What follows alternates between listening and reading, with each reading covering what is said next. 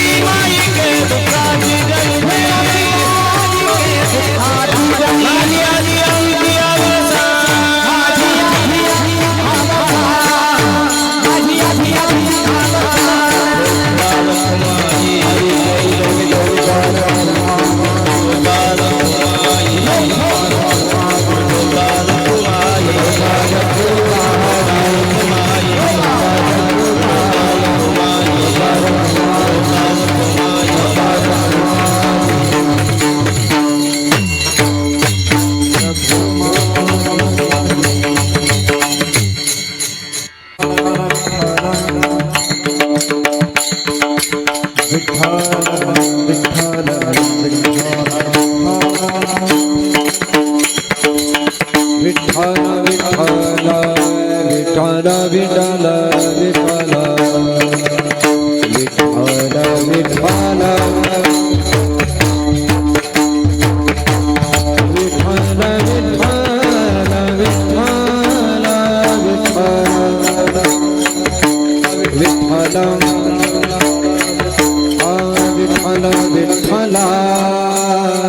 विठ्ठल विठ्ठल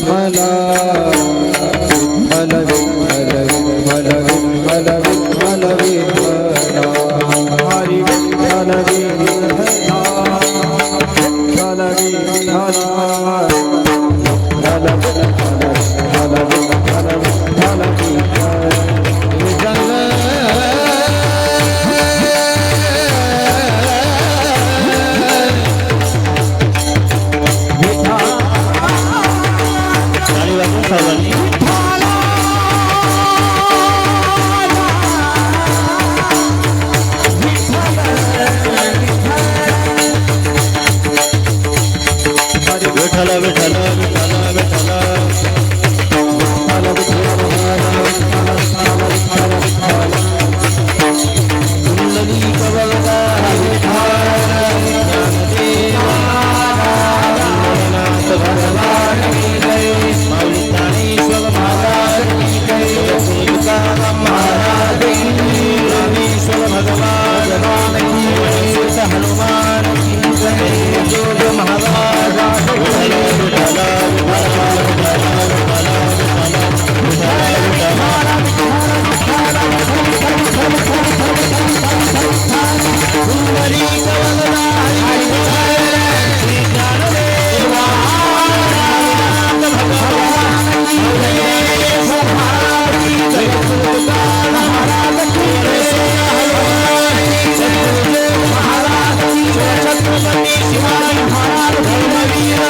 आपुला तो एक देव करुणी घ्यावा, आपुला तो एक देव करुणी घ्यावा, तेने विना जीवा सुख नोहे. येरती माई के दुःखाची जनिती, नाही आदी अंती अवसान. अविनाश करी आपुलिया ऐसे, लावी मना पिसे गोविंदाचे. येरती माई के दुःखाची जनिती, नाही आदी अंती अवसानी. तुका म्हणे एका मरणेची सरे, उत्तमची उरे कीर्ती मागे. येरती माई के दुःखाची जनिती, नाही आदी अंती अवसानी. महायोग पीठे तटे भीमवथ्यां, वदं पुंडरीकाय दातुं मुनीन्द्रैः. समागत्य तिष्ठन्तमानन्दकन्दं, परब्रह्मलिङ्गं भजे पाण्डुरङ्गं. पाण्डुरङ्गाकरो प्रथम नमन, पाण्डुरङ्गाकरो प्रथम नमन. पाण्डुरङ्गाकरो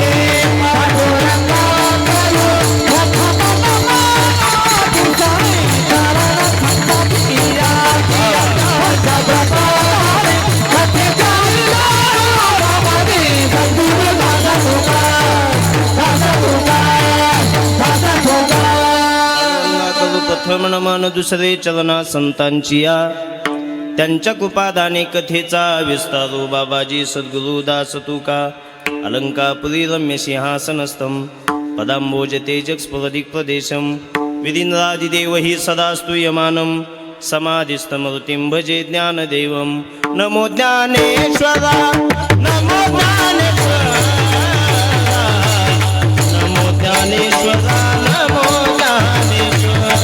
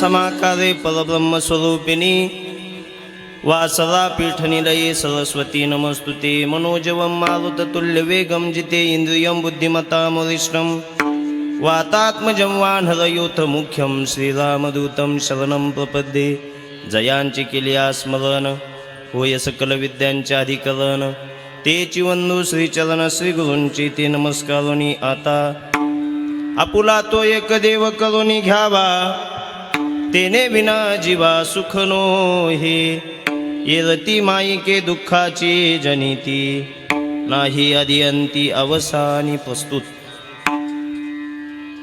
कीर्तन सेवेसाठी निवडलेला अभंग त्याचा आवाज थोडा कमी करा अजून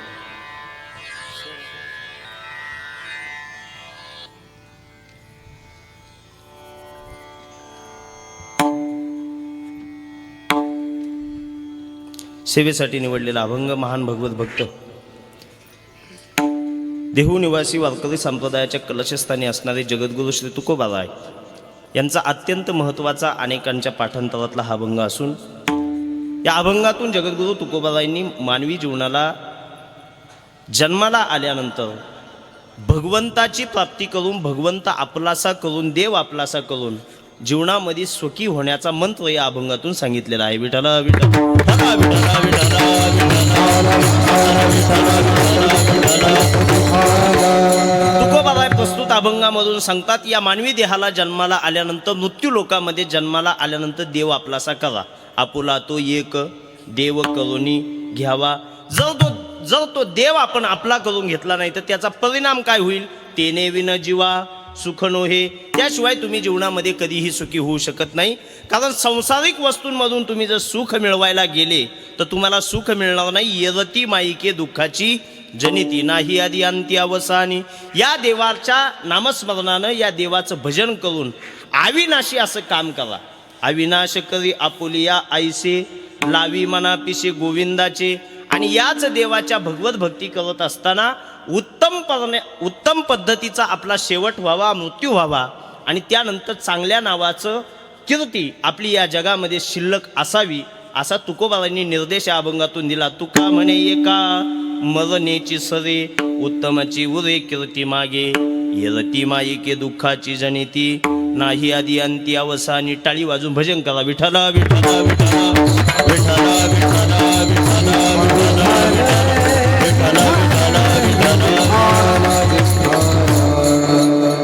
कैलासवासी गंगा भागीरथी सत्यभामा काशीनाथ पाटील गुंजाळ या मातोश्रीच्या पुण्यस्मरणाच्या निमित्तानं आपण सगळेजण या ठिकाणी जमलेलो आहोत.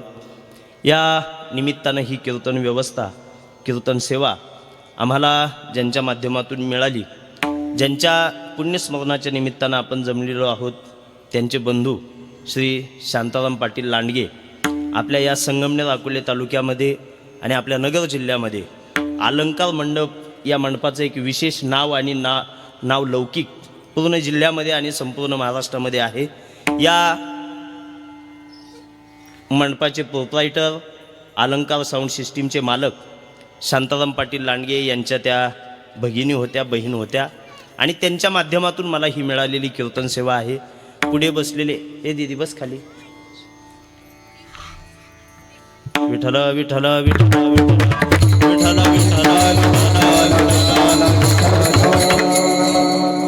उपस्थित पुढे असलेले सर्व सज्जन मायबाप, या गुंजाळ कुटुंबियांचे नातेवाईक, जसा माझ्याशी संपर्क शांताराम लांडगे यांनी केला त्याच पद्धतीने आपल्या भागातील सामाजिक आणि राजकीय कार्यामध्ये ज्यांची सेवा आहे असे आमचे मित्र कोकणे पाटील यांनीसुद्धा माझ्याशी शरददादा कोकणे असतील, आमचे दत्तूदादा कोकणे असतील, या सगळ्यांच्या माध्यमातून ही सेवा मला मिळालेली आहे. माझ्या पाठीमागे उभे असलेले आमच्या घुलेवाडी येथील सांदीपानी गुरुकुल आश्रमातील सर्व विद्यार्थी टाळ वाजवण्यासाठी आहेत. याच विद्यार्थ्यांसोबत गायनाचार्य म्हणून ज्यांची साथ संगत आहे असे संगीत अलंकार, संगीत विशारद, गोड गाळ्याचे हे 2 गायक, त्यामध्ये गायनाचार्य शुभमजी महाराज बनकर असतील, गायनाचार्य नवनाथ महाराज गीते असतील आणि तितकाच तोला मोलाचा पखवा ज्यांचा आपल्याला ऐकायला मिळतोय मृदंग विशारद हरिभक्त परायण माऊली महाराज तांबे. या महाराज मंडळींसाठी एकदा टाळी वाजून त्यांचं आपण स्वागत करूया. विनेकरी महाराज असतील, चोपदार महाराज असतील, आमच्या वडगाव लांडग्याचे भजनी मंडळ सदस्य असतील, पुढे बसलेले आपण सज्जन मायबाप, या कीर्तनाचं शूटिंग ज्यांच्या माध्यमातून चाललेलं आहे आमचे गुंजाळदादा या ठिकाणी, सोमनाथदादासुद्धा उपस्थित आहे, त्यांचेही आभार मानतो.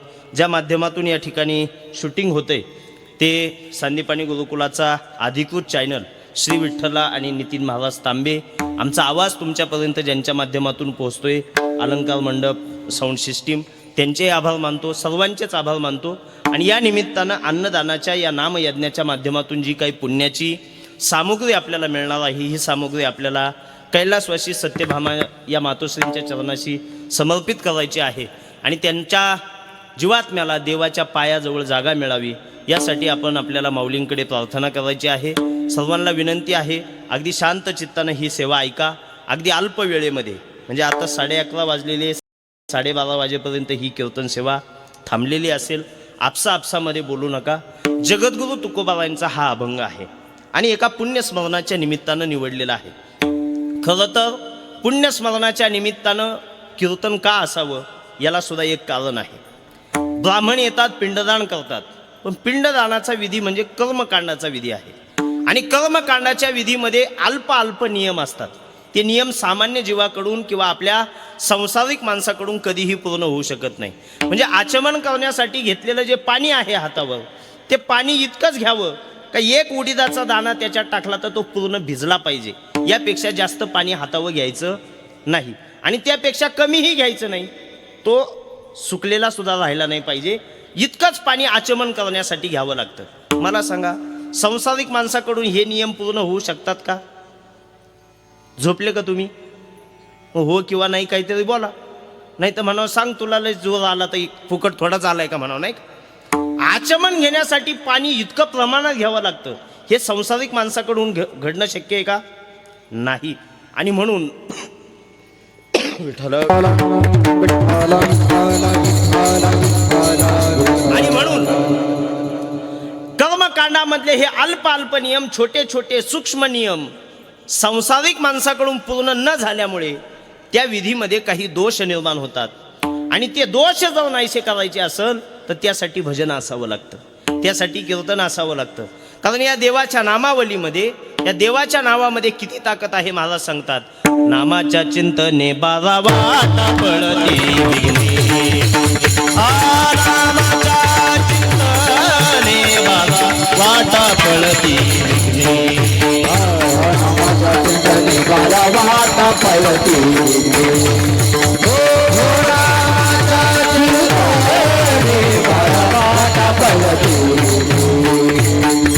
नामाच्या चिंतने बारा वाटा पळती विघ्ने, बारा वाटा पळती विघ्ने. नामाच्या चिंतने बारा वाटा पळती विघ्ने. देवाच्या बोलताना थोडा इको डाऊन करा, जास्त होत. नामाच्या चिंतनामुळे हे विघ्न जे असतात ते बाजूला जातात. म्हणून या निमित्तानं जे कीर्तन असतात, प्रवचन असतात, हे आपले विघ्न बाजूला जावा आणि आपल्या केलेल्या या विधीला फळ मिळावं. आणि ज्या संकल्पनेतून आणि ज्या भावनेनं आपण हा विधी केलेला असतो, हे वर्षश्राद्ध केलेलं असतं, का आमच्या मातोश्रीला देवाच्या पायाजवळ जागा मिळावी, त्याचं फळ आपल्याला यशस्वीपणे मिळावं, म्हणून हे नामचिंतन असतं, म्हणून हे नामस्मरण असतं, म्हणून हे कीर्तन असतं. आलेल्या पाहुण्यांना टाइमपास म्हणून कीर्तनकार नाचवायला बोलवलेला नसतो, ही लक्षपूर्वक ऐका तुम्ही. बऱ्याच वेळा वर्षश्राद्धाच्या कीर्तनाला पाहुण्यांना हात जोडून विनंती करावी लागते आम्हाला, का पुढं येऊन बसा, पुढं येऊन बसा. हा काय तुमच्यासाठी टाइमपास आहे का? कीर्तन म्हणजे विधी करणारे विधी करतात, स्वयंपाक बनवणारे स्वयंपाक बनवतात, मग पाहुण्यांना काहीतरी टाइमपास म्हणून कीर्तन, असं आहे का? हे लोक कशालाही टाइमपासाची सोय म्हणून बघतात त्याच्याकडे. एकदा गोव्याला दोघं जण निघाले, नाशिकच्या रेल्वे स्टेशनला बसले, गोव्याला चालले, रेल्वे निघाली, दोघं एकमेकांसोबत गप्पा मारायला लागले. तिसरा व्यक्ती आला, दोघांच्या मध्ये येऊन बसला. दोघं एकमेकांसोबत बोलत होते. एकानं दुसऱ्याला विचारलं, का कुठं चालले? तो म्हटला गोव्याला चाललो. दुसरा म्हटला मी पण गोव्यालाच चाललो. कुठून निघाले? पहिला म्हटला नाशिकवरून. दुसरा म्हटला मी पण नाशिकचाच आहे. नाशिकला कुठे असता? पहिल्यानं सांगितलं मी पंचवटीत असतो. दुसरा म्हटला मी सुद्धा पंचवटीत असतो. तुम्ही ऐकताय ना नक्की? बारकाईनं ऐका फक्त, मधला ऐकायचा. हे दोघं कडाचे बोलायचे. पहिल्यानं विचारलं तुम्ही पंचवटीत असतात? हो. कोणत्या गल्लीत असतात? एकानं सांगितलं मी संत कृपा नावाची गल्ली, त्या गल्लीत असतो. दुसरा म्हटला माझं सुद्धा तोच गल्ली, माझी सुद्धा तीच गल्ली आहे. मग मधला दोघांकडे पाहायला लागला बघा. मग पहिल्यानं विचारलं का हो कोणत्या फ्लॅटमध्ये असतात, सोसायटीचं नाव काय? एक जण म्हटला माऊली कृपा. दुसरा म्हटला माझ्या सुद्धा सोसायटीचं नाव माऊली कृपाचे. मग मधला अजून आश्चर्यचकित झाला, एका सोसायटीतले आणि इथं ओळख झाली. पहिल्यानं विचारलं तुमचा फ्लॅट नंबर? दुसरा म्हटला 14. तो म्हणे अहो माझा सुद्धा 14च ना. मग मधला शांत बसला नाही. तो म्हटला का हो एका फ्लॅटमध्ये असतात मग तुमची ओळख नव्हती का? आत्ता विचारतात एकमेकांना. त्या दोघांमधला एक जण म्हटला गाढवा, चेहऱ्यावरून कळत नाही का आम्ही दोघं सख्खे भाऊ आहे, पण गोव्याला जाताना आमचा टाइमपास चाललाय म्हणे. लोक कशाहीसाठी टाइमपासाचा उपयोग करतात. वर्षश्राद्धाचं पुण्यस्मरणाचं कीर्तन हे फक्त टाइमपासासाठी नाही, तर याचे 2 फायदे असतात. काय? मातोश्रीच्या नावानं या 3 मुलांनी, या 3 मुलींनी या ठिकाणी पिंडदान केलंय, अन्नदान केलंय. आमचे संजय भाऊ गुंजाळ असतील, कैलास भाऊ गुंजाळ असतील, प्रवीण भाऊ गुंजाळ असतील, यांनी आईच्या प्रेमापोटी हा पिंडदानाचा सोहळा घातलेला आहे. आणि आमच्या आईला सद्गती मिळावी, मातोश्रीला देवाच्या पायाजवळ जागा मिळावी म्हणून त्यांनी या पुण्याची सामुग्री जमा केली. एक हा झाला गेलेल्या जीवात्म्यासाठी फायदा. पण आम्हा तुम्हाला काय फायदा? आम्ही गेलेल्या पुण्यवान माणसाचं नामावली, त्यांचा गुणगौरव आमच्या मुखाने केला तर त्याचं काय होतं? तर त्याचं आपल्याला पुण्य मिळत असतं. हे मी सांगत नाही, तुकोबाराय सांगतात. पुण्यवंत व्हावे,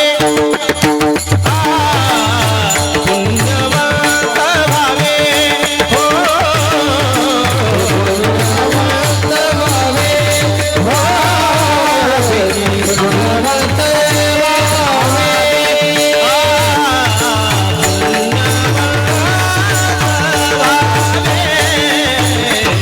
पुण्यवंत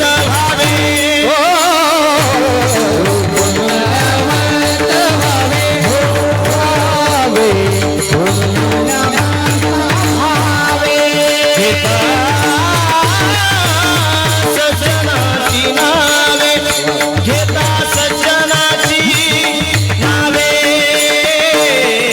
नेही माझी वाचा तुटी, हो नेही माझी वाचा तुटी.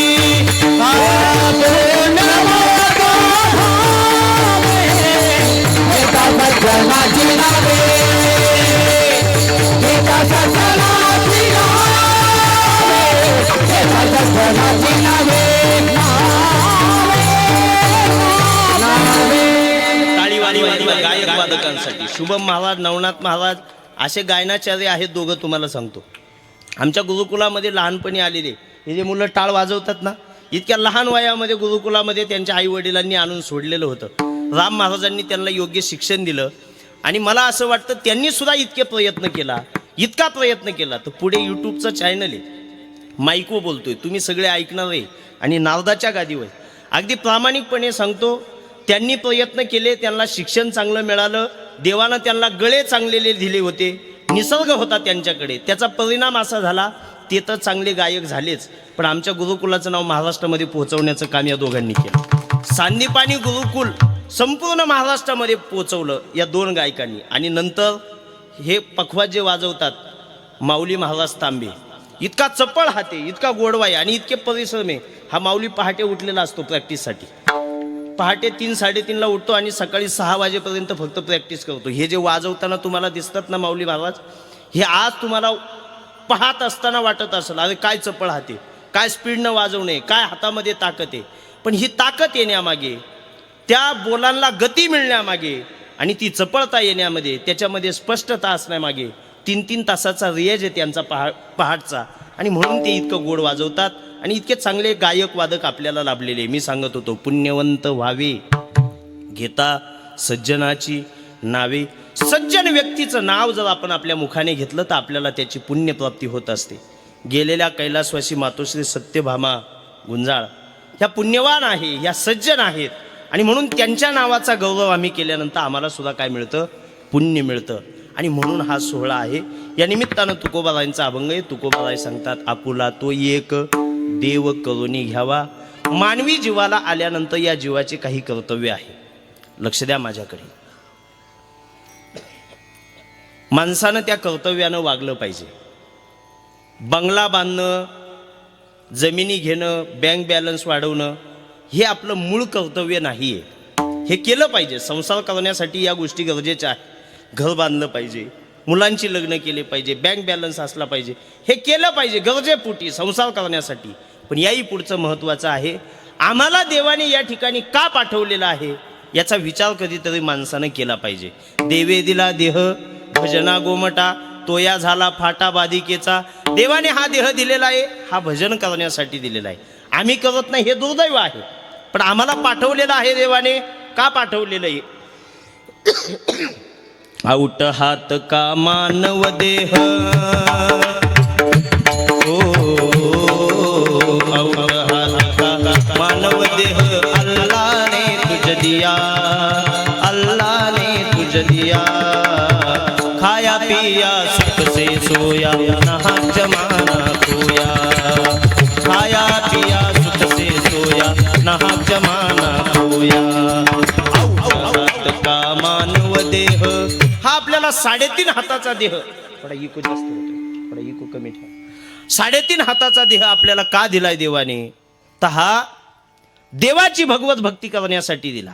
आणि म्हणून ऐका, आम्ही देव मिळवणं हे आपलं कर्तव्य आहे. देवापर्यंत पोहोचणं हे आपलं कर्तव्य आहे. का बरं देवापर्यंत पोहोचायचं? त्याचं पहिलं कारण ऐका. आम्ही जे आहोत, आम्ही सामान्य नाही, आम्ही देवाचे अंश आहोत. आम्ही हरिपाठात म्हणतो सर्वा घटी राम, बोला देहादेही एक, सूर्यप्रकाशक सहस्र रश्मी. प्रत्येकाच्या अंतःकरणामध्ये काय आहे? देव आहे. प्रत्येकाच्या अंतःकरणामध्ये. आम्ही जुन्या काळामध्ये शाळेमध्ये गेलो तो कविता म्हणायचो, नांदतो देव हा आपुल्या अंतरी शोधिसी, मानवा राहुळी मंदिरी. आम्ही मंदिरामध्ये शोधण्यासाठी देवाला जातो, पण देव फक्त मंदिरात आहे हे देवाला आपण संकुचित करून ठेवलंय. देव फक्त मंदिरात नाहीये. मग विठ्ठल जळीस्थळी भरला, रीता ठाव नाही उरला, तो म्या दृष्टीने देखिला विठ्ठलची विठ्ठल. आगी तो मातीच्या कणाकणात आहे, आणि मातीच्या कणाकणात असल्यामुळे त्या देवाचं अस्तित्व आपल्या हृदयामध्ये सुद्धा आहे. जनाबाई काय म्हणतात बघा, देव आहे, देव आहे, देव आहे, देव आहे, देव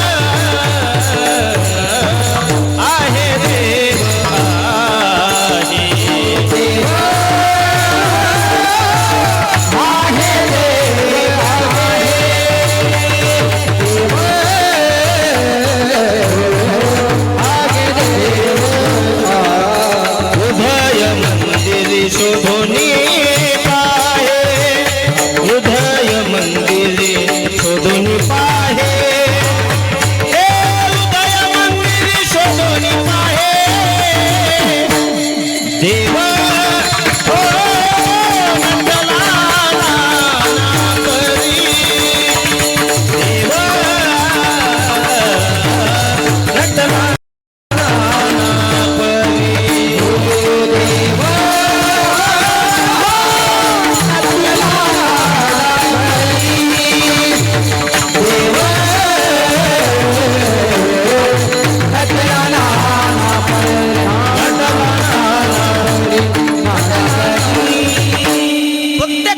अंतःकरणामध्ये आणि हृदयामध्ये देवाचं अस्तित्व आहे. भाविकांनो लक्ष द्या, आमच्या पैठणच्या नाथबाबांनी काशीवरून आणलेलं पाणी कुणाला पाजलं? मोठ्यानं बोला. गाढवाला पाजलं. खरंच गाढवाला पाजलं का? जे जे भाविक नाथबाबांच्या सोबत काशीला पायी गेले होते त्यांनी नाथबाबांना विचारलं, बाबा काशीला जाण्यासाठी आपल्याला 3.5 महिने लागले, येण्यासाठी 3.5 महिने लागले, एवढ्या दिवसाचा काळ आपण पायी घालवलेला आहे, देवाचं भजन गात गात पायी चालत चालत, आणि आपण खांद्यावर कावड आणलेली आहे. आत्ताची काशी म्हणजे काय? म्हणजे त्या काळची काशी म्हणजे आत्तावानी रेल्वेनं नव्हती, गाडीनं नव्हती, पायी करावं लागायची. बाबा इतक्या दिवसाचा प्रवास, खांद्यावर आणलेलं कावडीनं पाणी तुम्ही महादेवाला व्हायचं तर या गाढवाला पाजलं? योग्य वाटतं तुम्हाला? बालकाईनं लक्ष द्या. नाथबाबांनी दिलेलं उत्तर होतं. नाथबाबांनी सांगितलं, भाविकांनो मी ज्या गाढवाला पाणी पाजलंय तुम्ही म्हणताय ना, मी ते गाढवाला पाणी पाजलंच नाही. गाढवामध्ये जो देव नांदतो तो मला दिसला, त्याची तळमळ दिसली, आणि त्या देवाला मी पाणी पाजले. ह्या देवाला दिलं काय, त्या देवाला दिलं काय? देवाला तर पाणी गेलंय ना. प्रत्येकाच्या अंतःकरणामध्ये देव असतो हे साधू संतांनी ओळखलं आणि आम्हाला सांगितलं. आम्ही सामान्य नाहीये. मग मी वासुदेव तत्वता कळो येईल विचारिता. प्रत्येकाच्या अंतःकरणामध्ये देव आहे, आणि मग आम्ही जर देवाचे अंश असेल आहे तर आमची जी वाटचाल असली पाहिजे, आणि आम्हाला मिळवायचं काय असेल तर तो फक्त देवच मिळवला पाहिजे. बारकाईनं लक्ष द्या, लक्षात येईल. निसर्गाचा नियम असा आहे, अंशाची धाव ही अंशीकडे असावी. म्हणजे आपण ज्याचे अंश आहोत आपली धाव त्याच्याकडे असावी. सोप्या भाषेत सांगतो, महिला मंडळ बोला. ग्लासमध्ये पाणी घ्या, तो ग्लास असा आडवा करा, आडवा केलेला ग्लासमधलं पाणी बाहेर येतं. बाहेर आलेलं पाणी सांगा मला खाली धावतं का वर? कुठं जातं? खाली जातं. आता एक टेंबा बनवा, त्याच्यावर डिझेल पेट्रोल टाका, त्याला पेटवा, त्याचा भडका होतो. आता सांगा मला, अग्नी खाली धावतो का वर? वरती धावतो. पाणी कुठं धावतं? खाली. अग्नी कुठे जातो? वर. याचं कारण काय आहे? तर पाण्याचा अंशी समुद्र हा खालच्या दिशेला आहे, अग्नीचा अंशी सूर्य हा वरच्या दिशेला आहे. म्हणून अंश रूपानं असलेलं पाणी समुद्राकडे खाली धावतं, अंश रूपानं असलेला अग्नी सूर्याकडे वरती धावतो. आम्ही जर देवाचे अंश असाल तर आमची धाव कुणाकडे असली पाहिजे? देवाकडे असली पाहिजे. दुर्दैव आहे आम्ही मनुष्य जन्माला येऊन देवाच्या प्राप्तीसाठी प्रयत्न करीत नाही. क्या किया क्या किया क्या किया रे तूने जीवन गवा दिया, तूने जीवन गवा दिया क्या किया रे जिसे पाना था उसको खो दिया, जिसे पाना था उसको खो दिया रे जिसे पाना था उसको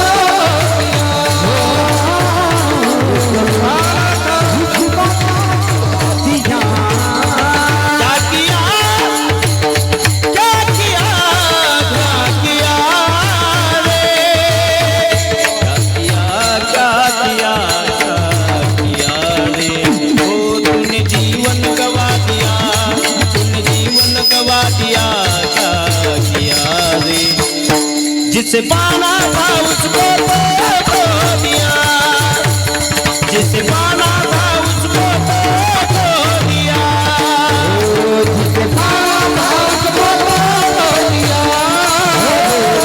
जिसे पाना था उसको खो दिया. ज्या देवाला मिळवायला पाहिजे त्या देवाची आम्ही प्राप्ती केली नाही आणि आम्ही भलत्या गोष्टी गोळा करत बसलो. अनेक लोक पैशाच्या मागे पळतात, काही लोक नावाच्या मागे पळतात, काही लोकांना येड असतं जमिनी कमवायच्या. फक्त जागेन तुम्ही गावात खरेदी निघू द्या तो थांबतच नाही. काही लोकांना फक्त जमिनी कमवायचा ना, काही लोकांना बंगले बांधण्याचा, काही लोकांना बँक बॅलन्स वाढवायचं फक्त एवढंच मनात असतं. पण तुकोबाराय सांगतात यानं तुम्ही कधीही सुखी होऊ शकत नाही. तुम्हाला जर सुखी व्हायचं असेल तर तुम्हाला भगवंताकडे जावं लागेल. खरं तर माझा पुढचा प्रश्न आहे, अनेक लोकांना देव मिळवणं गरजेचं आहे का नाही याचंच ज्ञान नाही. मी काय बोलतोय लक्षात येतं? देव मिळवणं हे गरजेचं वाटतं का तुम्हाला? बोला की काहीतरी हो किंवा नाही काहीतरी बोला. देव मिळावा असं वाटतं का गरजेचं? मला असं वाटतं काही लोकांना हे सुद्धा ज्ञान नाहीये का देव मिळवणं गरजेचं आहे. का ज्ञान नाहीये तर देवाची व्याख्या करण्यामध्ये ते चुकलेले आहेत. अनेक लोक शिकलेले मंदिरात देव असतो, त्या दगडात देव असतो, एवढ्याच संकल्पनेनं देवाकडे पाहतात. पण देवाची जर खरी व्याख्या काय असेल तर देव म्हणजे सुख आहे. मग देव मिळवणं गरजेचं आहे का नाही हे प्रत्येकाला जरी कळत नसेल पण मला सांगा प्रत्येकाला सुखी व्हायचंय का नाही? सुखी तर प्रत्येकाला व्हायचंय. सुख हे प्रत्येकाला अपेक्षित आहे. कुणाला दुःख नकोय, ज्याला त्याला फक्त काय पाहिजे? सुख पाहिजे. पण तरी सुद्धा या ठिकाणी कुणीच सुखी नाहीये, सगळेजण दुःखी आहे. जो देखे सो दुखिया बाबा, जो देखे सो दुखिया बाबा, सुखिया कोई नहीं रे. जो देखे सो दुखिया बाबा, राजा दुखिया प्रजा दुखिया, राजा दुखिया प्रजा दुखिया, दुखिया घर बैरागी. जो देखे सो दुखिया बाबा, जो देखे सो दुखिया बाबा, सुखिया कोई नहीं रे. जो देखे सो दुखिया बाबा. इथे प्रत्येक जण दुःखात आहे. या ठिकाणी सुखी आणि समाधानी तुम्हाला कुणीच पाहायला भेटणार नाही. हे देवानं सगळं अनबॅलन्स बनवलेलं आहे. संगमनेर सारख्या ठिकाणी जा, नाशिक सारख्या ठिकाणी जा, शरददादा दोघं जण धावताना दिसतात, पळताना दिसतात. का पळतात माहिती आहे? त्यातला एक धावतो या पोटाला 2 घास अन्न मिळावं म्हणून, आणि दुसरा धावतो जास्त खालेलं पचावं म्हणून. समाधानी कोणी इथं? संसारामध्ये कोणी समाधानी नाही. तुम्ही मंदिराच्या ठिकाणी जा, गरीब लोक बाहेर ताटं घेऊन भीक मागतात आणि श्रीमंत लोक आज जाऊन भीक मागतात. ज्यांना समजलं त्यांना खूप खूप धन्यवाद, नाही का? जे श्रीमंत असतात ते कुठं भीक मागतात? देवाकडे भीक मागतात. गरीब लोक आपल्याकडे भीक मागतात. पण इथं समाधानी आहे का कुणी? एकही माणूस या ठिकाणी समाधानी नाही, एकही माणूस या ठिकाणी सुखी नाही. का? तर आम्ही सुखाचा पत्ता चुकलेलो आहे. आम्ही संसारामध्ये सुख शोधतो, पण हे संसार तुम्हाला सुखी करत नाही. हा मुळात दुःख देतो.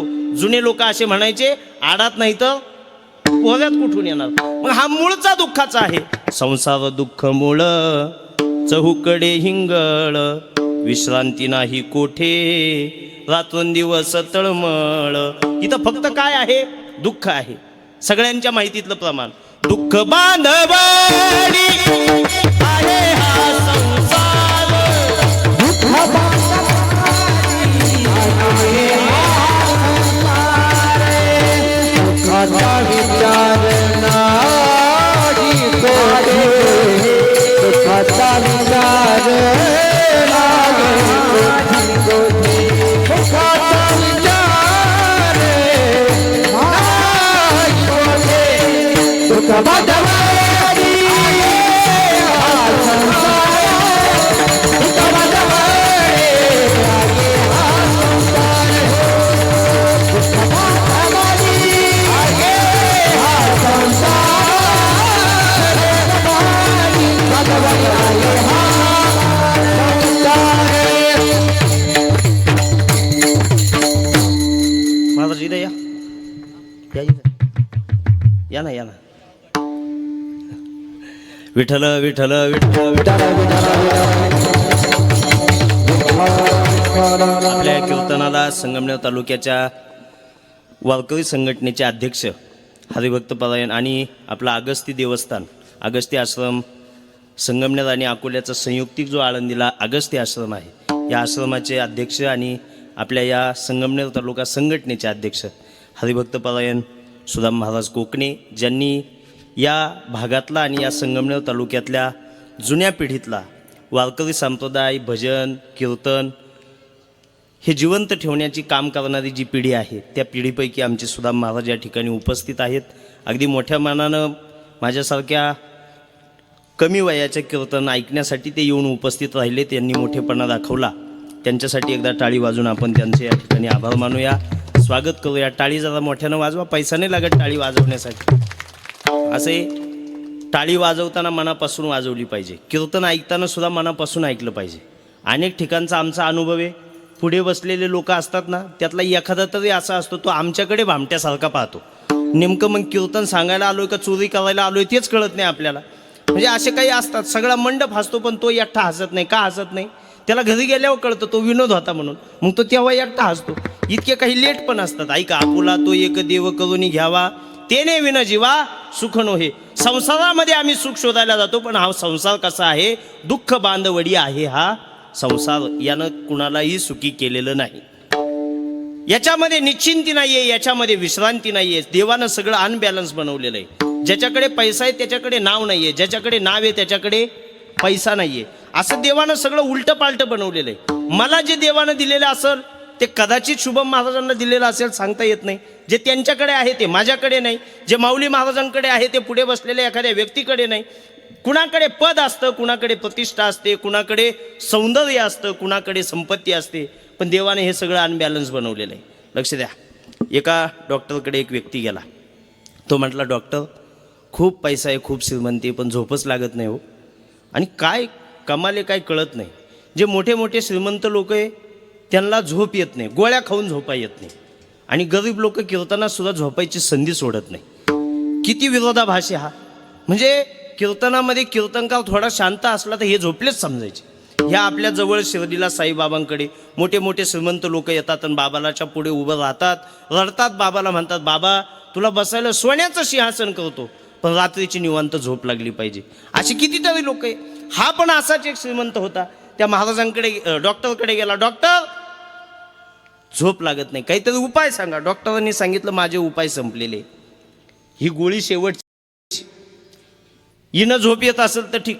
तो म्हटला, डॉक्टर ह्या गोळ्या खाऊन थकलो, यापेक्षा चांगली गोळी द्या. डॉक्टर म्हणे, मला यापेक्षा चांगली गोळी माहिती नाही, तुला वाटलं तर आता डॉक्टर बदलून टाक. अरे ओ, सगळ्यांकडे फिरून तुमच्याकडे आलोय म्हणे, पण झोप लागली पाहिजे, वाचवा मला. डॉक्टरांनी विचार केला हे पेशंट आपण कसं तरी कटवलं पाहिजे. मग डॉक्टरांनी त्याला सांगितलं एक कर बाबा, पुढे एक मंदिर आहे म्हणे, त्या मंदिरामध्ये एक महाराज राहतात, त्या महाराजांना जाऊन भेट, ते काहीतरी उपाय सांगतील. हा डॉक्टर पुढून उठला, महाराजा पुढे जाऊन बसला, महाराजांना म्हटला महाराज वाचवा, महाराज वाचवा. महाराज म्हटले काय झाले? खूप श्रीमंती आहे, खूप पैसा आहे, पण झोप लागत नाही, काहीतरी उपाय सांगा, पण मला निवांत झोप लागली पाहिजे. महाराजांनी त्याला सांगितलं अरे तुला झोप लागत नाही, माझ्याकडे कशाला आला? झोप लागत नाही तर एखादा डॉक्टर शोधायचा चांगला. नाही नाही म्हणे, डॉक्टरनंच तुमच्याकडे पाठवलं. काही महाराज लोक प्रामाणिक असतात. वृंदावनला प्रेमानंद महाराज आहे, त्यांच्याकडे एक पेशंट म्हणून बाई गेली. ती म्हणे महाराज वाचवा, मला खूप मोठा आजार आहे, मला खूप डॉक्टर पाहिले पण बरी होत नाही, तुमच्याकडे आले, तुमच्या पायावर डोकं ठेवते पण मला वाचवा. प्रेमानंद महाराजांनी तिला सांगितलं बघा, तुम्हाला जर आजारातून बरं व्हायचं असेल तर कोणत्या महाराजाच्या पाया पडू नका. जर तुम्हाला बरंच व्हायचं असेल तर चांगला डॉक्टर शोधा. माझ्याकडे आले म्हणून एकच सल्ला देईन, कृष्णाचं राधेचं भजन गा, त्यांच्या भजनाच्या कृपेने तुम्हाला चांगला डॉक्टर मिळेल आणि या आजारातून लवकर बऱ्या व्हाल. काही महाराज लोक चांगले सल्ले देतात. त्या महाराजांनी त्या माणसाला सांगितलं अरे एखाद्या डॉक्टरकडे जायचं, माझ्याकडे येऊन काय उपयोग? नाही नाही म्हणे, डॉक्टरनंच तुमच्याकडे पाठवलं, मला वाचवा, मला झोप लागली पाहिजे. हा शिष्य कसा तरी कटावला पाहिजे म्हणून महाराजांनी त्यांना उपाय सांगितला. उपाय ऐका. त्या महाराजांना सांगितलं हे बघ, तुला निवांत झोप लागावी अशी इच्छा असेल ना तर ज्याला झोप लागते असा एक माणूस शोध आणि त्याचा शर्ट घालून तू झोपत जाय, तुला निवांत झोप लागेल. हा तिथून उठला, डॉक्टर पुढे येऊन बसला. डॉक्टर म्हणे आता काय? त्या पेशंटनं सांगितलं डॉक्टर आता गोळ्या नको, आता तुमचा एक शर्ट द्या म्हणे मला. ते म्हणे कशाला? म्हणे ज्या महाराजाकडे पाठवलं होतं ना त्या महाराजांना सांगितलं ज्याला झोप लागते त्याचा शर्ट घालून झोपायचं, तुला निवांत झोप लागेल, द्या म्हणे तुमचा शर्ट लगेच. तो डॉक्टर म्हटला पण तुला कोणी सांगितलं मला झोप लागते? 6 महिने झाले माझ्या दवाखान्यापुढे नवीन डॉक्टर येऊन उभा राहिलाय म्हणे, माझी झोप पळाली, मला कशाची झोप म्हणे. मग तो पेशंट म्हटला इथं बसू नको, माझ्यासोबत चाल, दोघं मिळून माणूस शोधू म्हणे. मग ज्याला झोप लागते असा माणूस शोधायला सुरुवात केली. किती फिरले पण एक माणूस भेटेना त्यांना. इंजिनियरकडे गेले, त्यांच्या अडचणी वेगळ्या. महाराज लोकांकडे गेले, महाराजांना तर कशा झोपा, त्यांची कीर्तनच वाच्य असतात, त्यांना कशाची झोप. आणि मग अशा वेगवेगळ्या घटकांकडे गेले, वेगवेगळ्या क्षेत्रामध्ये काम करणाऱ्या लोकांकडे गेले, कुणाला झोप लागत नव्हती. असे 5-25 जण जमा झाले, ते 30 जण झाले. 30 जणांमधला एक पुढे आला. तो म्हटला कुणी डॉक्टर आहे, कुणी इंजिनियर आहे, कुणी महाराज आहे, कुणाला झोप लागत नाही, पण आपल्या तालुक्याच्या साहेबांना बाकी नक्की झोप लागत असेल, चला म्हणे साहेबांकडे. गेले साहेबांच्या पुढे, साहेब आमच्या 30 जणांना तुमचा एक शर्ट द्या. ते म्हणे कशासाठी?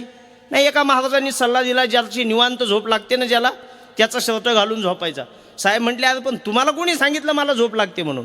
अरे उलट हे अवघड आहे म्हणे, आता मागच्या इलेक्शनला वाटले तेच वसूल झाले नाही म्हणे माझे, आणि पक्ष इतके वाढले तर कोणत्या पक्षात कसं जायचं आणि लोकांना काय सांगायचं, ह्या समस्या माझ्या पुढे खूप आहे म्हणे, मलाही झोप नाही.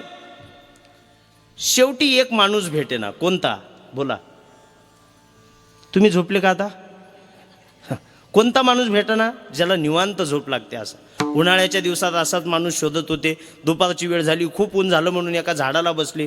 मजा बघा, ते झाडाला बसले, शेजारी एक शेतकरी होता, दुपारची वेळ होती, नांगरट चालू होती, त्याच्याकडे अशी कोपरी घातलेली, धोतर लावलेलं, त्याची नांगरट चालू. दुपारची वेळ झाली म्हणून त्यानं ते बैल सोडले, नांगर सोडला. जेवणासाठी त्यानं डबा दिलेला होता बायकोनं, तो डबा त्यानं सोडला. जेवण केलं, हात धुतले, पायाची चप्पल उशाला घेतली, ढेकळात आडवा झाला आणि 5 मिनिटात घोरायला लागला. आणि हे 30 जण त्याच्याकडे पाहून हसायला लागले. ते म्हटले अरे इतक्या दिवस आपण माणूस शोधत होतो, माणूस सापडत नव्हता, आता आपल्याला आयता सापडला. गेला एक जण त्या शेतकऱ्याजवळ, त्याला झोपेतून जागा केलं. म्हणे असेच झोप लागते का? तो म्हणे हो, आपलं शेड्यूलच असं आहे म्हणे, रात्री पण झोप लागते आणि दिवसा पण लागते. म्हणे मग एक काम कर, आमच्या 30 जणांना तुझा एक शर्ट दे.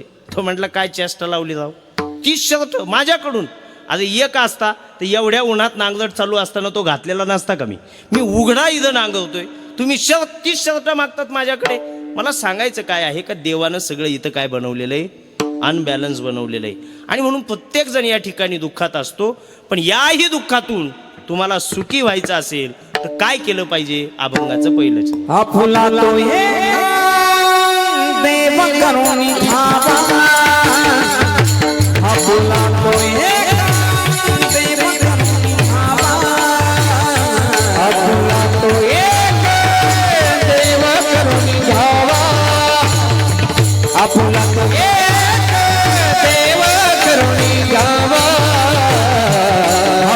तो एका देव करून खावा आपुला तो एका देव करून खावा आपुला तो एका देव करून खावा आपुला तो एका देव करून खावा हो आपुला तो देव करून खावा तेने बिना दिवा सुखन हे रति माही के दुखाची जणती हे रति माही के दुखाची जणती हे आपुला तो देव करून खावा तेने बिना दिवा सुखन हे रति माही के दुखाची जणती हे रति माही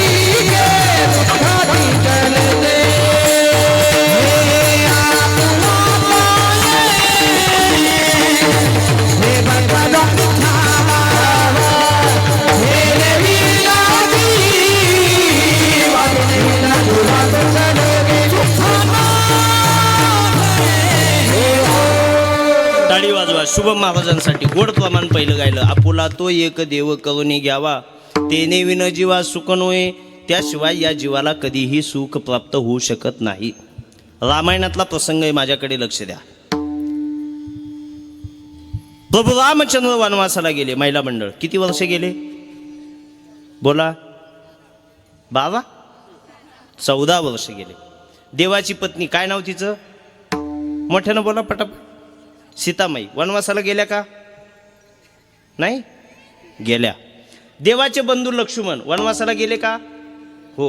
लक्ष्मणाची पत्नी उर्मिला वनवासाला गेली का?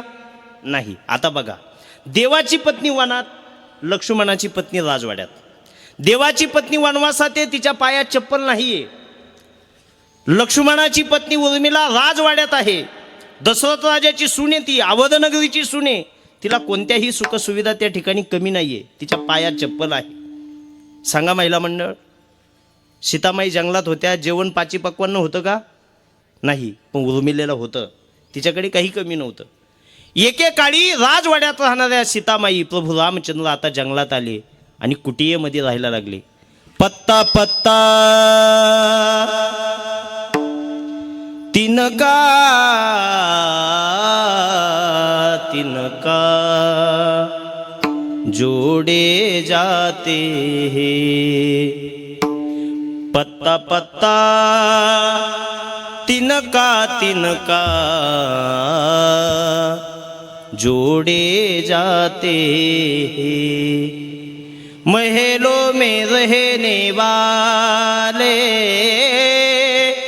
महलों में रहने वाले कुटी बनाते हैं, कुटी बनाते हैं. पत्ता पत्ता तिनका तिनका जोडे जाते हैं. पानाला पानं जोडून सीतामाई कुटियेमध्ये राहू लागल्या. बघा ओ आजी, बघा काय झालंय. जंगलामधल्या सीतामाईला चप्पल नाहीये, खाण्यासाठी पाची पक्वान्न नाहीये, कंदमुळं खातात. याच्या उलट लक्ष्मणाची पत्नी उर्मिला राजवाड्यात आहे, तिला शयनकक्ष आहे, खाण्यासाठी चांगलं आहे, सेवा करण्यासाठी सेविका आहे. ह्या सगळ्या सुविधा असताना सुद्धा दोघींमधला बदल बघा. तुलसीदासांनी त्या उर्मिलेला विचारलं, उर्मिले तुझी अवस्था काय? सीतामाईंकडे आले, सीतामाईला विचारलं, सीतामाई तू सुखी आहे का, समाधानी आहे का? दोघींचे उत्तर काय आले बघा. ती राजवाड्यात असणारी उर्मिला म्हणते, माझ्या पायाजवळ सगळे भौतिक सुख आहे, पण मी समाधानी नाही. का? तर माझ्याजवळ माझा राम नाही आणि म्हणून ती सुखी नाहीये. याच्या उलट सीतामाई जंगलात होत्या. जंगलात असणाऱ्या सीतामाईला तुलसीदासांनी विचारलं, सीतामाई तू समाधानी आहे का? सीतामाई म्हणते हो. का? तर नसेल मला खायला पाची पक्वान्न, मी कंदमुळं खाईल. नसेल मला झोपायला शयनकक्ष, मी जमिनीवर झोपेल, आकाशाचं पांघरून करील. नसेल माझी सेवा करण्यासाठी सेवक, मला हरकत नाही त्या गोष्टीची. माझ्याकडे काहीच नसू द्या, तरी पण मी सुखी आणि समाधानी आहे. कारण माझ्याजवळ माझा राम आहे आणि ज्याच्याजवळ राम आहे तो सदा सुखी आहे. हे सूत्र कधीही विसरू नका. जो संसाराला विसरत नाही तो कधीच सुखी होत नाही आणि जो भगवंताला विसरत नाही तो कधीच दुःखी होत नाही. म्हणून आपुला तो एक देव करून घ्यावा, म्हणून आपण त्या देवाची प्राप्ती करून घेतली पाहिजे. महिला मंडळ, सीतामाई म्हणते मी समाधानी आहे का तर माझ्याजवळ माझा काय आहे, राम आहे. पण नाशिकच्या पंचवटीमध्ये याच सीतादेवीचं लक्ष एका सोन्याच्या हरणाकडे गेलं. देवाला विनंती केली, देवा माझ्या चुळीसाठी या हरणाचं कातडं पाहिजे मला. संसारिक वस्तूची अपेक्षा केली. देवाजवळ असताना भौतिक वस्तू मागितली, संसारिक वस्तू मागितली. परिणाम साधू वेशातला रावण आला, सीतेला लंकेला घेऊन गेला. महिला मंडळ, सीतेनं जे हरण पाहिलं ते होतं सोन्याचं आणि लंका कशाची होती, सोन्याचीच होती. मग सीतामाई सुखी पाहिजे का नाही, पण नाही. सीतामाई तिथे सुद्धा सुखी नाहीये. सांगा मला, 7 कोटी घरं सोन्याची आहे. सोनं काय कमी नव्हतं. जास्त शिकलेले लोक कधी कधी महाराज लोकांना डोकं लावतात. एकानं मला विचारलं, महाराज लंका सोन्याची होती, रावणाशी युद्ध करायला रावण गेला आणि मग त्या काळी रावणाला संपवण्यासाठी जो देव गेला तुमचा तो माणसांना न घेऊन जाता वानरांनाच घेऊन गेला का बरं? त्या काळी माणसं नव्हते का? त्या बुद्धिवाद्याला सांगितलं, दादा त्या काळी माणसं होते पण लंका सोन्याची होती म्हणून देवानं वानरं नेले. तुम्ही जागे आहे ना? कसं आहे, काही विनोद काढायला लोकांना खूप उशीर लागतो, कारण माणूस अपडेट पाहिजे कीर्तनामध्ये, त्याच्यात लक्षात येतं. सांगा मला, वानरं सोडून जर माणसं देवाने नेली असती आणि एवढं सोनं जर लोकांनी पाहिलं असतं माणसांनी, सांगा मला देवाशी कोण लढलं असतं? देवासोबत कोणी नाही. देवाला सांगितलं असतं, देवा यातल्या 2-2 विटा आम्ही घरी घेऊन जातो, आमचा संसार तरी काढायला लागल, तू सीतेला कसं घेऊन यायचं तुझे तू बघ, पण आम्ही तुझ्यासोबत लढणार नाही. पण देव कसा आहे, चतुर आहे. चतुरा तो शिरोमणी गुंडला वन्नाची खाणी, चतुरा तो शिरोमणी गुंडला वन्नाची खाणी, मुकुट सकला मनी तुझी विठोबा. चतुरा तो शिरोमणी गुंडला वन्नाची खाणी, चतुरा तो शिरोमणी गुंडला वन्नाची खाणी, मुकुट सकला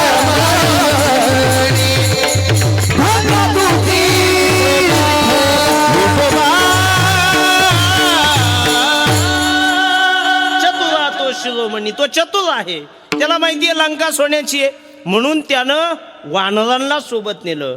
पण मला सांगायचं काय, ज्या सीतामाईनं सोन्यासारखं हरण पाहिलं, त्याची अपेक्षा केली, त्याच सीतादेवीला लंकेत ठेवलं. तिथं सोनं भरपूर आहे, पण आता तिथं कोण नाहीये, तिथं भगवंत नाहीये, तिथे राम नाहीये. आणि म्हणून रामाविन मज चैन पडेना, नाही जेवा सिया कसा मला कुणी गेला, कसा मला कुणी गेला. रामाविन मज, रामाविन मज चैन पडेना, पडेना नाही जेवा सिया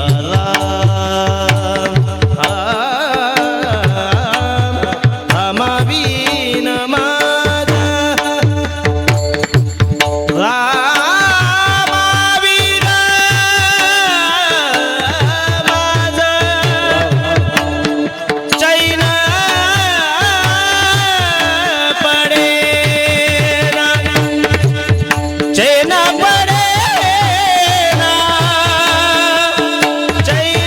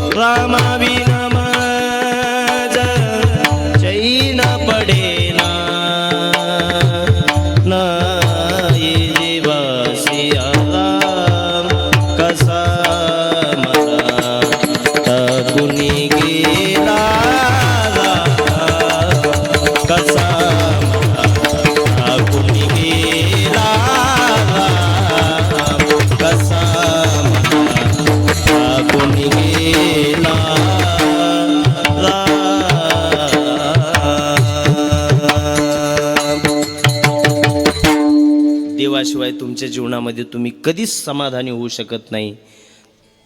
सीतामाई सुद्धा देवाला विसरली किंवा कुणीही देवाला विसरलं तर अवस्था काय आहे? विसरली तया थोर झाली हानी पचतील खानी 84च्या. आणि म्हणून तो भगवंत तुम्हाला सुखी करतो. बाकी जे काही सत्ता संपत्ती हे जे काही भौतिक गोष्टी आहे ते तुम्हाला दुःख देतात. अभंगाचं दुसरं चरण. रथी माई के दुःखाची जनाते रथी माई के दुःखाची जनाते रथी माई के दुःखाची जनाते रथी माई के दुःखाची जनाते रती माई दुःखाची जळती, हे रती माई गे दुःखाची जळती, हे रती माई गे दुःखाची जळती, हे रती माई गे दुःखाची जळती. आई आदि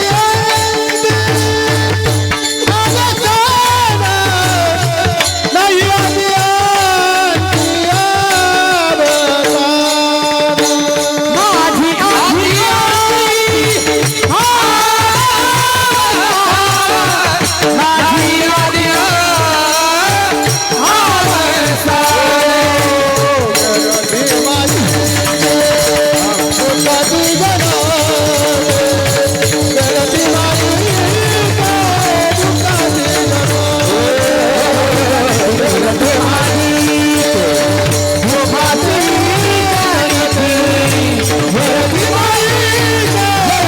माझी आजी माझी आजी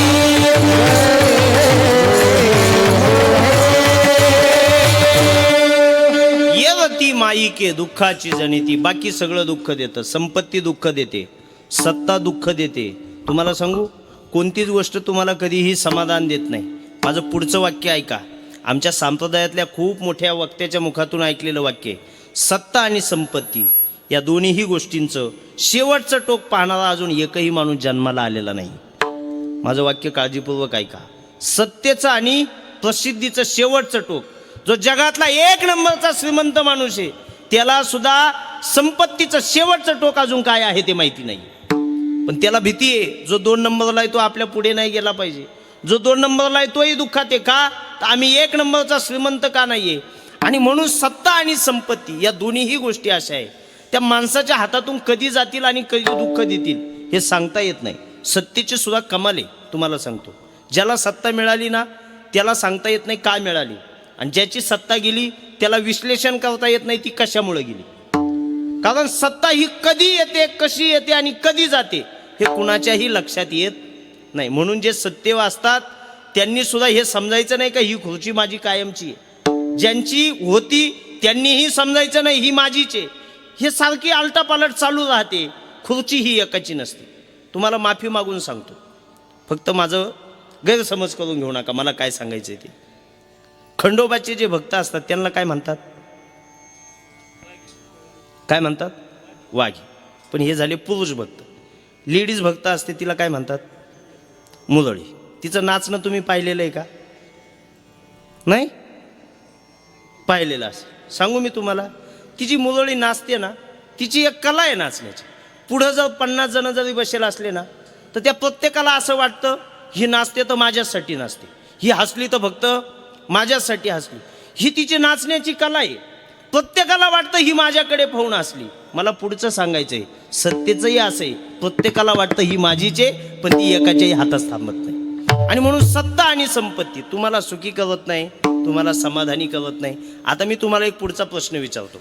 पैसा मिळून जर सुख मिळतं असं तुम्हाला वाटतं तर पैसा जास्त मिळवल्यानंतर सुख वाढायला पाहिजे का कमी व्हायला पाहिजे? बोला की. वाढायला पाहिजे. पण असं होतं का? अहो बरेच लोक असे गरिबीत समाधानी होते पण श्रीमंत झाल्यानंतर ते दुःखी झाले. का झाले? तर पैसा हे सुखाचं साधन नाहीच. एका माणसाकडे एक त्याचा मित्र आला. आल्यानंतर दोघांच्या गाठी भेटी झाल्या. ज्याच्या घरी आला त्यानं त्याला आग्रह केला जेवणासाठी थांब. तो म्हणे नाही थांबता येणार. का नाही येणार? वेळ नाही माझ्याकडे, पण पुढच्या वेळेस आले हो नक्की जेवण. त्या घर मालकाच्या बायकोनं सांगितलं, भाऊजी खूप दिवसानं आले, जेवायला पाहिजे होतं, आमची अपेक्षा होती. नाही वहिनी, पुढच्या वेळेस येतो. पण पुढच्या वेळेस येत असताना जेवायला थांबणार. आणि वहिनी, मला गुलाबजामू खायला खूप आवडतात, मला आनंद वाटतो, गुलाबजामू बनवून ठेवा म्हणे, पुढच्या वेळेस ज्या वेळेस येईल त्यावेळेस. दुसऱ्या वेळेस तो पाहुणा ज्या वेळेस आला त्यावेळेस आवडीनं त्याच्यासाठी गुलाबजामू बनवले, स्वयंपाक बनवला, जेवणासाठी दोघं जण बसले. घर मालकाच्या जेवणाच्या ताटामध्ये 5 पक्वान्न होते, पण जो पाहुणा आला होता ना त्याच्या ताटामध्ये फक्त एकच पदार्थ होता. कोणता? गुलाबजामू. का? तर त्याला ते आवडतात म्हणून त्यानं खायला सुरुवात केली. आता सांगा मला, त्याला गुलाबजामू आवडतात, त्यानं जसे जसे जास्त खाले तसा तसा त्याचा आनंद वाढायला पाहिजे का कमी व्हायला पाहिजे? बोला बोला, वाढायला पाहिजे. पण तसं झालं नाही, त्यानं आवडीनं 5 खाले. आणि नंतर त्या घर मालकाला म्हटलं, अरे चटणी भेटेल का मला? नाही नाही म्हणे, भेटणार नाही. तुला काय आवडतात? गुलाबजामू. तुला हेच भेटणार, खा म्हणे अजून. नंतर त्याची बायको आली, भाऊजी घ्यावंच लागेल 2, मी सांगतो म्हणून. तिनं पुन्हा 2 वाढले. पुन्हा मित्रांना आग्रह केला, अजून 1 खा. तो म्हणे आता जमणार नाही, कारण आता जर खाला ना म्हणे आता तो आत थांबायचा नाही म्हणे, तो लगेच बाहेर येईल. बरं येताना एकटा येणार नाही म्हणे, जे आधी पाठवले त्यांना पण घेऊन येईल, त्याच्यामुळं आता जमणार नाही. सांगायचं मला काय, गुलाबजामू खाल्यानंतर जर एखाद्याला आनंद होतो तर ते जसे जसे मिळत जातील तसा आनंद वाढायला पाहिजे. पण तसं होत नाही. उलट या संसारिक वस्तू जशा जशा मिळत जातात तसा तसा ते आपल्याला काय देतात? दुःख देतात. म्हणून येरती माईके दुःखाची जनिती, नाही आधी अंती अवसानी. महाराज सांगतात पुढे काय करा? अविनाश करी आपुलिया ऐसे. काम करत असताना असं करा का जे विनाश नको आहे त्याचा, अविनाशी असलं पाहिजे. आणि लावी म्हणा पिसे गोविंदाचे, देवाच्या भजनाची गोडी आपल्या जीवनामध्ये आपण लावली पाहिजे. बघा, हा देह त्यासाठी दिलेला आहे.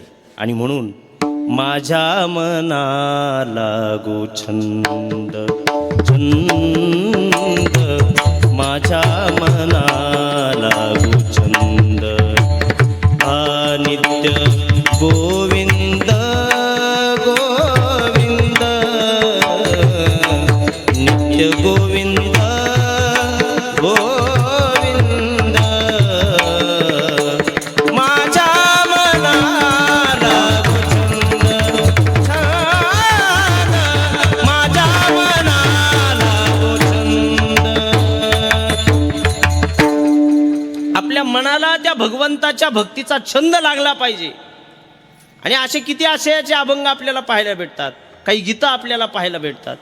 मन लागो रे लागो रे, मन लागो रे लागो रे, मन लागो रे लागो रे, मन लागो रे लागो रे माझे गुरुवचनी, मन लागो रे लागो रे माझे गुरुवचनी.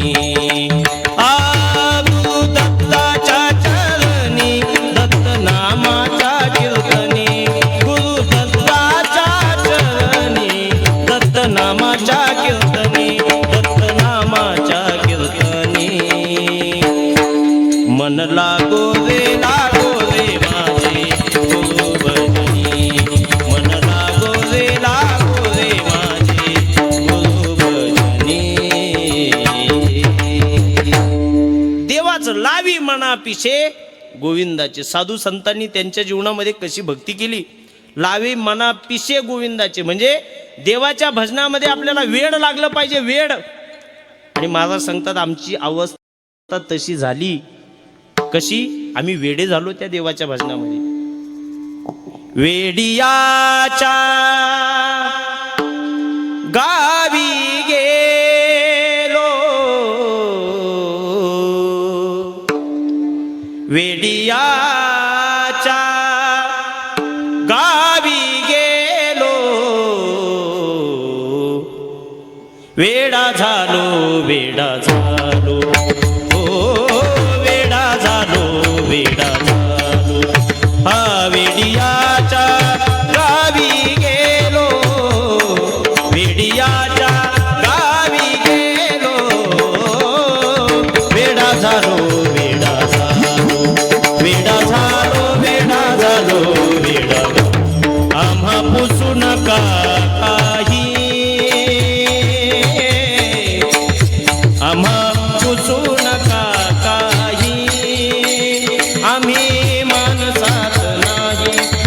आम्ही मानसात नाही वेडा झालो वेडा झालो वेडा झालो वेडा वेडा झालो वेडा वेडा झालो वेडा मी गातो नाचतो आनंद मी गातो नाचतो हे वेळा झालो मी तव छंदे वेळा झालो मी तव छंदे मी गातो नाचतो आनंद मी गातो नाचतो नाचतो टाळी वाजवा टाळी तुकोबाबाई सांगतात वेडा झालो मी तव छंदे वेडा झालो मी तव छंदे मी गातो नाचतो आनंदे आनंदे आनंदे तुकोबाबाई सांगतात असं काम करा अविनाश करी आपुलिया आईसे काही विनाश नसला पाहिजे अविनाशी काम आपण आपल्या जीवनामध्ये केलं पाहिजे आणि पुढे लावी मना पिसे गोविंदाचे गोविंद नावाचा छंद लागला पाहिजे तुकोबाबाई सांगतात गोविंद गोविंद सर्वांना विनंती आहे टाळी वाजवा हा टाळी टाळी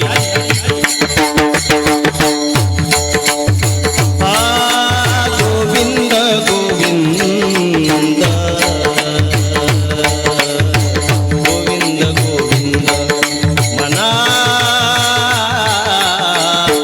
लागलिया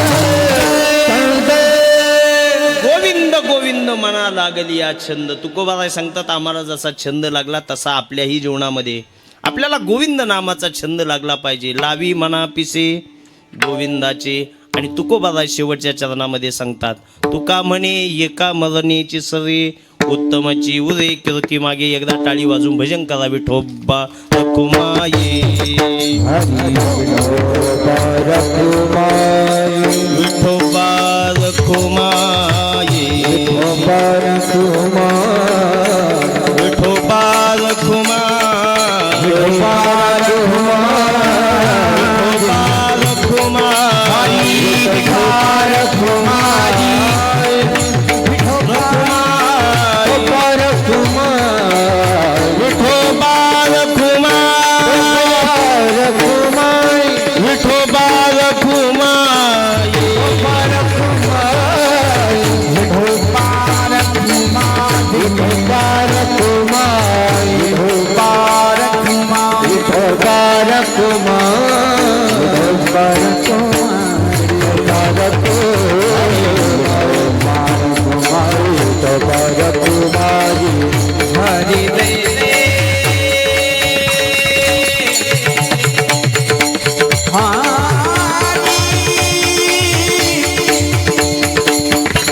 Hadi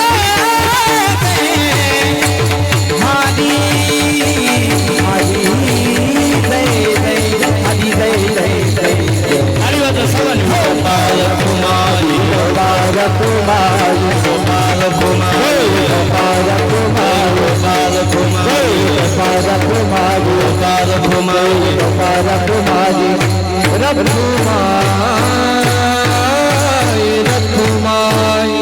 लक्ष द्या. 10 मिनिटं आपलं कीर्तन राहिले, पुण्यस्मरणाच्या निमित्तानं आहे.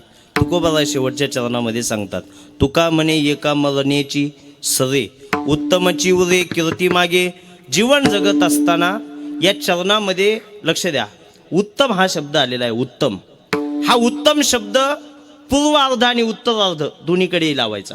तुका म्हणे एका मरणेची सरे उत्तम आणि पुन्हा उत्तमची उरे कीर्ती मागे.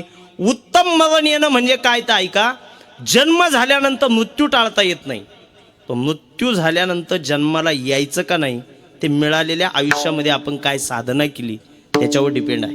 म्हणून तुकोबाराय सांगतात, आयुष्याच्या साधने सच्चिदानंद पदवी घेणे. मिळालेल्या आयुष्यामध्ये आपण देवापर्यंत जाऊन जर पोहोचलो तर आपल्याला पुन्हा पुन्हा जन्माला येण्याची आवश्यकता नाही. आणि एकदा जन्मालाच आलो नाही तर अंतकाळ असण्याचं काही कारण नाही. म्हणून बघा, जन्म झाल्यानंतर मृत्यू टाळता येत नाही, पण मिळालेल्या आयुष्यामध्ये पुन्हा मृत्यूनंतर जन्माला यायचं का नाही ही आपण केलेली साधना ठरवत असते. आणि शेवट गोड त्याच गोष्टीला म्हणतात, उत्तम मरण त्याच गोष्टीला म्हणतात का ज्याला पुन्हा जन्माला येण्याचं कारणच शिल्लक राहत नाही त्याला शेवट गोड म्हणतात. म्हणून बघा, मृत्यू चुकवता येत नाही. काही लोकांनी चुकवण्यासाठी प्रयत्न केला असेल पण ते जमत नाही. एका कीर्तनामध्ये मी असं म्हटलो का या गावातले एक दिवस सगळे मरणार. सगळे लोक शांत झाले, पण पुढे एक बसलेली म्हातारी माझ्याकडे पाहून हसायची. कीर्तन झाल्यावर तिची माझी भेट झाली. तिला म्हटलं, म्हातारी तुला मरणाची भीती वाटत नाही का? ती म्हणे का? म्हटलं, मी सांगितलं या गावातले सगळे मरणार, सगळे शांत झाले, पण तू एकटी हसत होती. ती म्हणे, बाळा मी शेजारच्या गावातले कीर्तन ऐकायला आले होते म्हणे, मी थोडीच या गावातली आहे, मग काळ हिला सोडणार आहे का?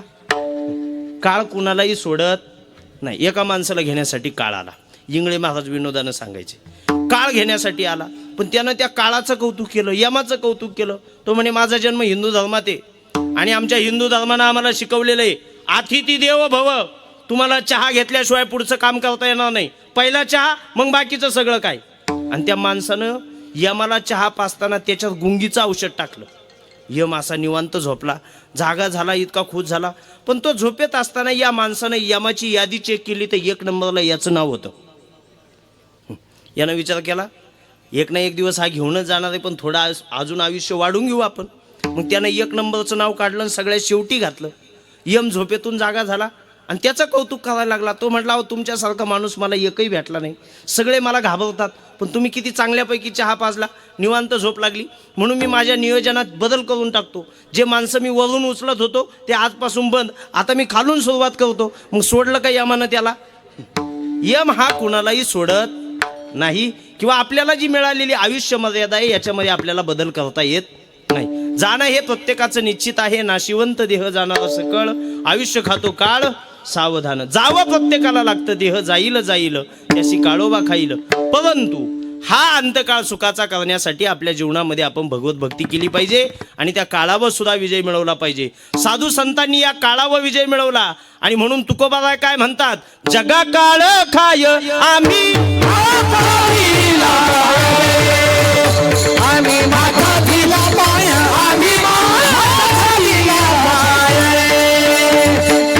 ज्या जगाला काळ खातो त्या काळाची आम्हाला भीती वाटत नाही, आम्ही त्याच्या माथ्यावर पाय देतो. कोण बोलतात? तुकोबाराय बोलतात. याही पुढे सांगू, तुकोबाराय म्हणतात, आपुले मरण पाहिले मी डोळा, तो झाला सोहळा अनुपम्य. ते म्हणतात आमचा मृत्यू हा काय आहे? सोहळा आहे. ज्ञानोबाराय काय सांगतात बघा, देहाची या गावा आली या जन्म मृत्यूच्या सोहळिया. साधू संत त्या मृत्यूला काय समजतात? सोहळा समजतात. कशाच्या बळावर? साधनेच्या बळावर. आणि तुकोबाराय बोलतात, हा अंतकाळ सुखाचा यावा आणि नंतर उत्तमची उरे कीर्ती मागे. चांगलं नाव या जगामध्ये शिल्लक राहिलं पाहिजे. भाविकांनो ऐका, गेल्यानंतर आपल्यासाठी कुणाच्या तरी डोळ्यात 2 थेंब पाणी आलं पाहिजे, असं जीवन जगा. मग हे जीवन जगण्यासाठी काय असावं लागतं? तर जीवनामध्ये सहकार्यानं सुस्वभावानं आपण जीवन जगलो पाहिजे. म्हणून गेलं आणि गेल्यानंतर लोक रडतात आपल्यासाठी, आपल्या कीर्तीचे पोवाडे लोक गातात, अशा पद्धतीचं जीवन जगावं. माझं पुढचं वाक्य ऐका, जीवन जगत असताना इतकं चांगलं जगा तर मेल्यानंतर आपल्या नावाचं कोणीतरी पुस्तक लिहावं, इतकं चांगलं जीवन जगावं किंवा जिवंत असतानाच असं पुस्तक लिहून ठेवा, तर मेल्यानंतर 500 वर्ष तरी लोकांनी ते वाचावं, अशा पद्धतीचं जीवन आपण जगावं. उत्तमची उरे कीर्ती मागे. नावही शिल्लक राहिलं पाहिजे आणि नाव चांगलं राहिलं पाहिजे. भाविकांनो ऐका, चांगल्या नावाला किंमत आहे. नाही तर ज्यांना राम माहिती त्यांना रावण माहिती, ज्यांना कृष्ण माहिती त्यांना कंस माहिती आहे, ज्यांना शिवाजी महाराज माहिती त्यांना अफजल खान माहिती आहे, ज्यांना शिवाजी महाराज माहिती त्यांना औरंगजेब बादशाह माहिती आहे, ज्यांना तुकोबाराय माहिती त्यांना रामेश्वर भट्ट माहिती आहे, ज्यांना ज्ञानोबाराय माहिती त्यांना विसोबा काका माहिती आहे. पण ऐका, एकाचं नाव चांगल्या कामासाठी, दुसऱ्याचं नाव वाईट कामासाठी आहे. ज्यांना राम माहिती त्यांना रावण माहिती आहे, पण रामाचं मंदिर बांधलं जातं आणि रावणाच्या पुतळ्याचं दहन केलं जातं.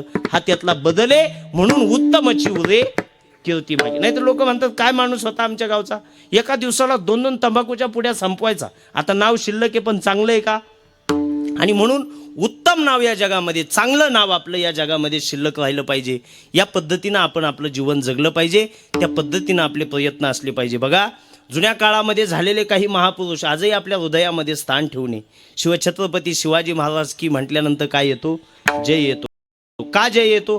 तर त्यांचं जे कार्य होतं ते जगासाठी होतं, या स्वराज्यासाठी होतं. म्हणून ते आपल्या अंतःकरणामध्ये जिवंत आहे. भगतसिंगांसारखे देशभक्त जन्माला आले, आजही ते आपल्या अंतःकरणामध्ये जिवंत आहे. का? तर त्यांनी केलेलं जे काम होतं ते राष्ट्रहिताचं होतं. महात्मा गांधींसारख्यांचं जीवन आजही आपल्या हृदयामध्ये ते जिवंत आहेत. महात्मा गांधी का जिवंत आहेत? तर त्यांनी सत्य, अहिंसा याचा धर्म आपल्याला शिकवला. सत्यानं जगा, अहिंसेनं जीवन जगा, हे आम्हाला चांगलं कार्य शिकवलं. म्हणून त्यांचं नाव शिल्लक आहे. चांगलं नाव शिल्लक राहावं यासाठी आपण प्रयत्नवादी असलो पाहिजे. आणि चांगलं नाव कधी शिल्लक राहतं? तर परोपकारी जीवनानं शिल्लक राहतं. तुका म्हणे फार थोडा तरी परोपकार, थोडा तरी परोपकार आपल्या जीवनामध्ये असला पाहिजे. अशा पद्धतीचं आपण जीवन जगावं. असो, कैलासवासी सत्यभामा, गंगा भागीरथी सत्यभामा काशीनाथ पाटील गुंजाळ यांच्या या वर्षश्राद्धाच्या निमित्तानं आपण सगळेजण जमलेलो आहोत. एका मातोश्रीचं हे पुण्यस्मरण आहे. त्यांच्या पश्चात असणारे 3 मुलं, त्यामध्ये श्री संजय काशीनाथ गुंजाळ असतील, श्री कैलास काशीनाथ गुंजाळ असतील, श्री प्रवीण काशीनाथ गुंजाळ असतील, आणि त्यांच्या 3 कन्या, त्यामध्ये सौ संगीता गडाख, सौ सुलोचना ढगे व सौ ललिता शिरोळे, आणि त्यांचे बंधू आमचे शांताराम पाटील लांडगे आणि माधव सदाशिव लांडगे. या मोठा हे कुटुंब आहे. या सगळ्यांच्या माध्यमातून हा अत्यंत गोड सोहळा या ठिकाणी आयोजित केलेला आहे. खरं तर एक माता गेलेली आहे. मी कायम सांगत असतो, 5 मिनटं आपलं कीर्तन राहिलेलं आहे.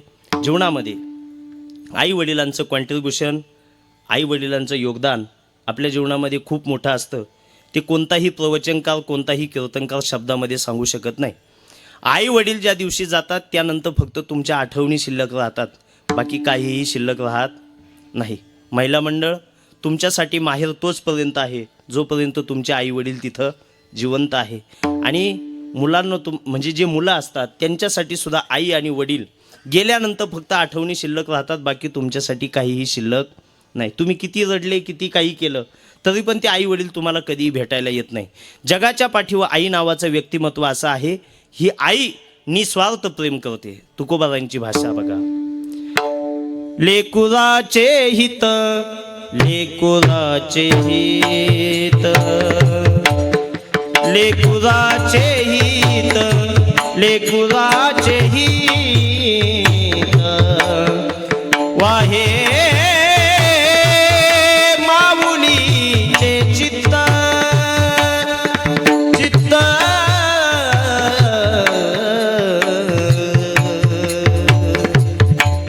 वाहे वाहे वाहे माऊलीचे चित्त, माऊलीचे चित्त रे. ज्या दिवशी आई जाते त्या दिवशी खऱ्या प्रेमाचा सागर तुमचा आटलेला असतो. जगाच्या पाठीवर एकमेव आई नावाचं व्यक्तिमत्व असं आहे, तुमच्या सगळ्या चुका त्या ठिकाणी माफ होतात. कितीही मोठा गुन्हा होऊ द्या, आई जवळ जा, आई त्या गुन्ह्याला माफी देते. आणि आपल्या मुलावर प्रेम करत असताना, आपल्या मुलांना सांभाळत असताना ती कधीही कोणताही स्वार्थ ठेवत नाही.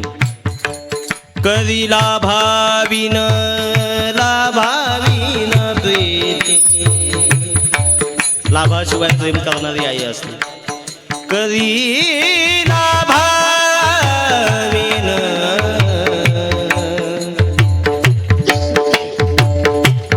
लाभाविन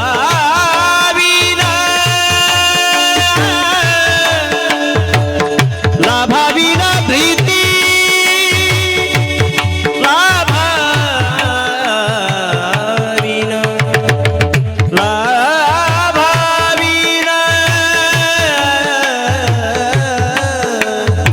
लाभाविन. एकदा मग ती आई गेली, काही भेटत नाही. भाविकांनो ऐका, जीवनामध्ये तुम्ही खूप चांगलं काम केलं, चांगली नोकरी मिळवली, चांगली शेती केली, चांगलं सामाजिक कार्य केलं, तर भाविकांनो ऐका, तुमच्या यशस्वी होण्यामागे सगळ्यात जास्त आनंद कोणाला होत असेल तर तिचं नाव आई आहे. बाकीचा समाज जळका असतो. आणि जर तुम्ही संकटात सापडलात, तुमच्यावर मोठं संकट आलं, तुम्ही दुःखात आहात, तर तुमच्या या संकटामध्ये जगामध्ये सगळ्यात जास्त दुःख कोणाला होत असेल तर ती सुद्धा आईच असते. बाकीचा समाज हसण्यासाठी उभा असतो. आणि म्हणून लाभाशिवाय प्रेम करणारी आई आहे. लाभावी आणि म्हणून आपण ऐकतो, आई माझी मायेचा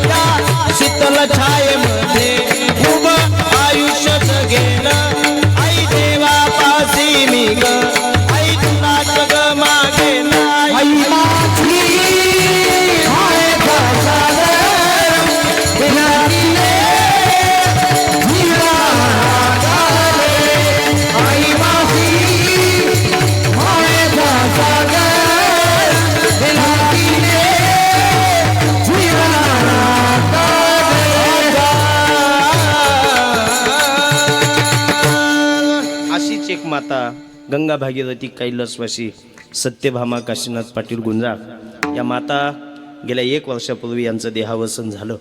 आज 1 वर्षानं त्यांचा पुण्यस्मरणाचा सोहळा, त्यांची 3 मुलं श्री संजय दादा, कैलास दादा, प्रवीण दादा आणि त्यांच्या 3 कन्या.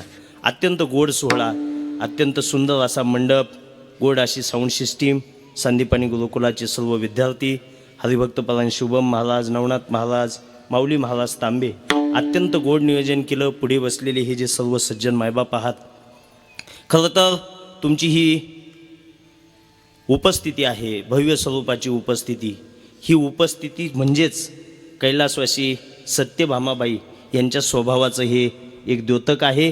म्हणून एवढे लोक आज त्यांच्यासाठी या ठिकाणी जमलेले आहेत. जुने जे लोक असतात ते मायेनं कुटुंबाला सांभाळतात, प्रेमानं बोलतात, एकमेकांबद्दल आपुलकी आपल्याला जुन्या लोकांमध्ये पाहायला भेटायची.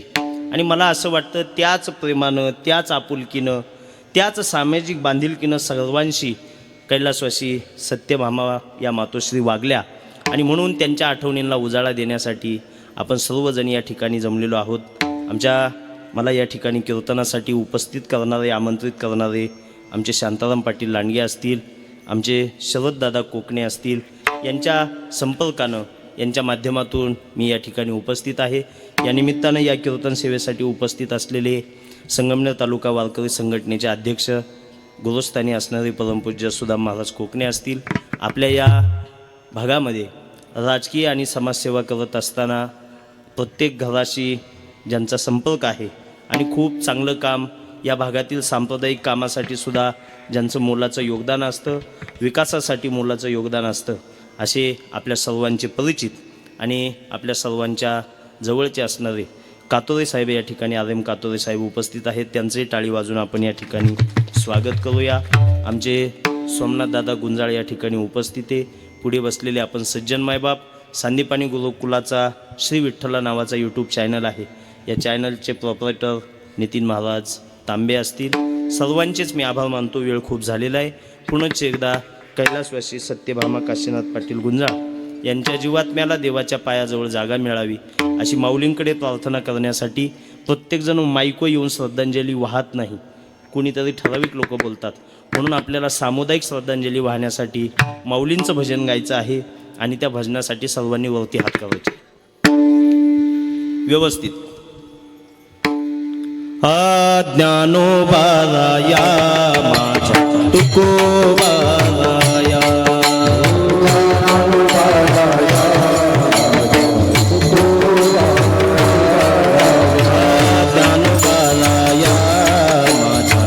तुकोबाराया,